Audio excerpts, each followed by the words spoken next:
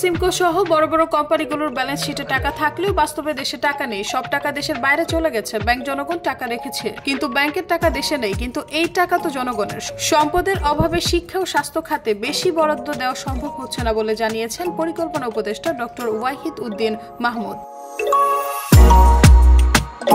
তিনি বলেন, বৈষম্য কমাতে হলে সামাজিক নিরাপত্তা, শিক্ষা, স্বাস্থ্য সহ অন্যান্য খাতে বরাদ্দ বাড়ানো প্রয়োজন। তিনি আরো বলেন, আমার ব্যক্তিগত মত হচ্ছে আগামী বছর আমরা রাজনৈতিকভাবে নির্বাচিত সরকার হয়তো দেখব, তখন দেশকে উন্নতির দিকে নিয়ে যাওয়া যাবে। শনিবার বাংলাদেশ উন্নয়ন গবেষণা প্রতিষ্ঠানের বার্ষিক আন্তর্জাতিক গবেষণা সম্মেলনের প্রধান অতিথির বক্তব্যে তিনি এসব কথা বলেন।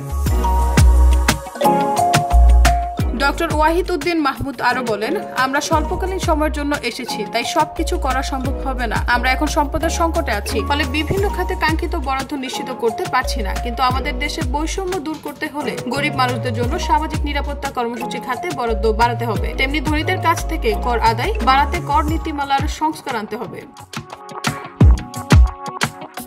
সৈয়দা ফারিয়া, ভোরের পাতা, ঢাকা।